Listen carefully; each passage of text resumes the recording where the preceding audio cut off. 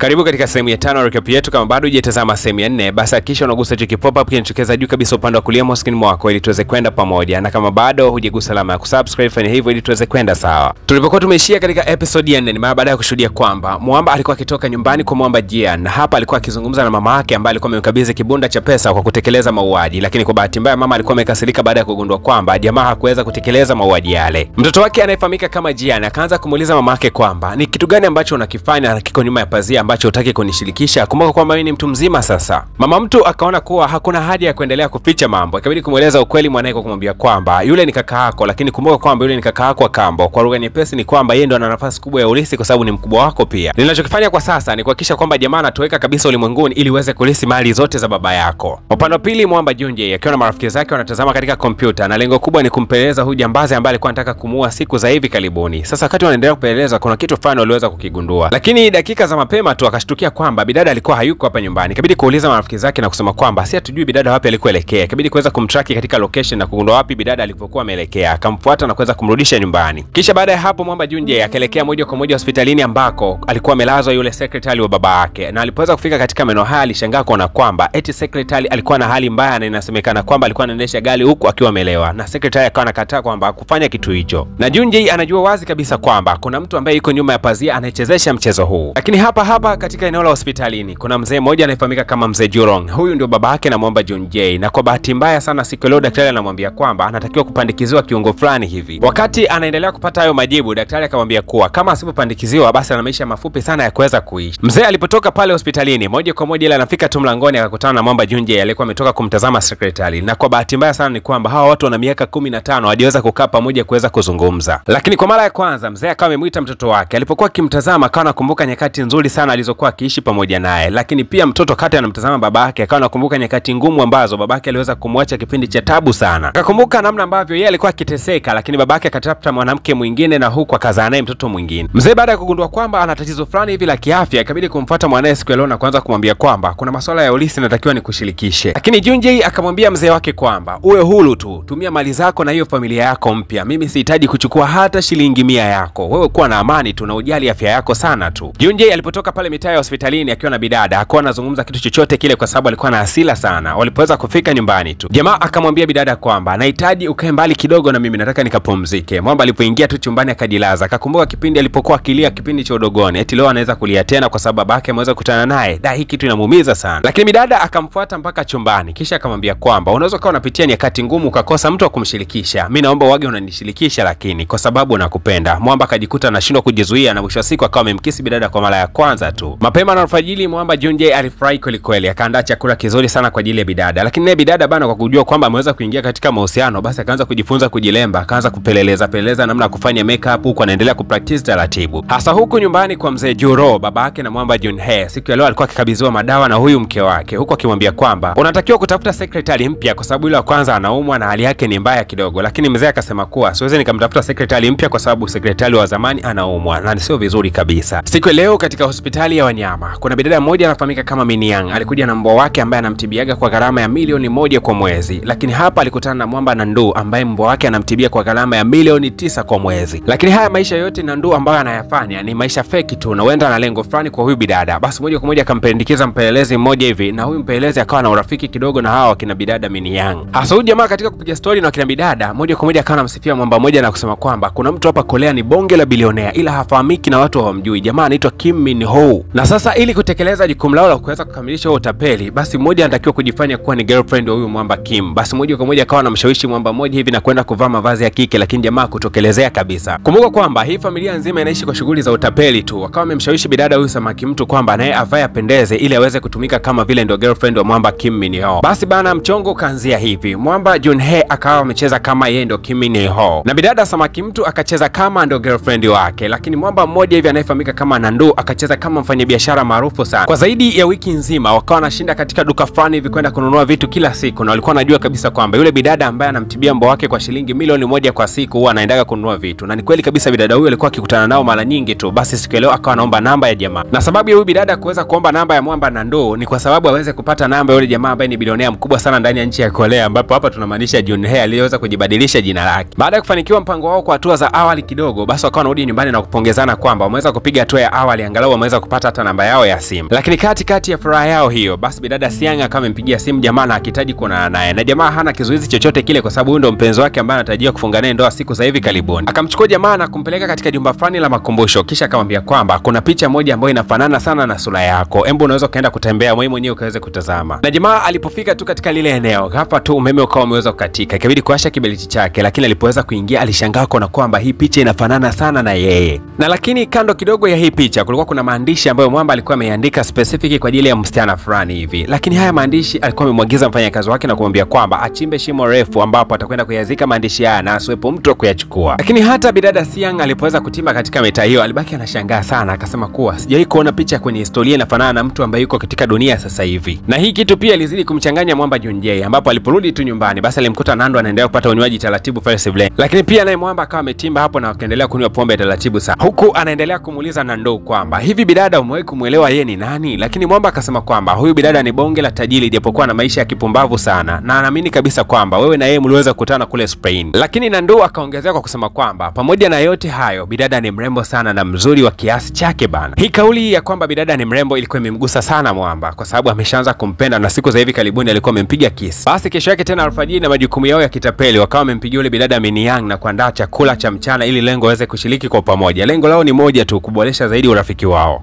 Na kumbe yule bidada Miniang ni bonge la tajiri mmoja naye pia katika nchi ya Korea. Basi baada ya kusikia kwamba kuna tajiri mmoja mkubwa zaidi yao, basi akaamini kwamba wanaweza kushirikiana ama kuwekeza katika biashara zao tofauti. Basi leo wakiwa wameambatana huko wamevaa suti za gharama sana, wakawa wametimba katika nyumba ya bidada Miniang akiwa yuko na mume wake. Moja kwa moja akazidi kumsalimia mtoto wake kwa furaha sana na kwa bashasha nyingi. Lakini walipokuwa wakiingia ndani ya nyumba hii, yule mume mtu akawa ameomba business card zao bana. Baada ya hapo akawa ametoka na kisha akawakaribisha ndani na taratibu wakaanza kujipatia msosi. Wakati mwamba anaendelea kupata msosi huu, akakumbuka mbali sana namna ambavyo mama yake alikuwa akimjali sana na kumwandalia misosi mizuri. Lakini huku nje kulikuwa kuna mshikaji wao ambaye anafahamika kama Taeho. Huyu mshikaji alishuhudia kuona kwamba bidada Si alikuwa anaingia ndani ya nyumba hii tena bila hodi. Kumbe bana bidada ndio mmiliki wa nyumba hii. Ikabidi mwamba kuweza kumsimamisha bidada, kisha kaendelea kumpigisha stori nyingi, na lengo ni kuweza kumzuga ama kumnunua muda zaidi ili bidada asiweze kuingia ndani ya ile nyumba. Lakini wakati huo akawa anatonya huku ndani na kuambia kwamba bidada kumbe Si ndo anaishi ndani ya nyumba hii, kwa haraka sana muweze mtoke. Basi walipokuwa wameweza kutoka pale ndani, basi mwamba Junjie akabaki anashangaa kwamba Si ina maana ndo anaimiliki ile nyumba. Sasa imekaaje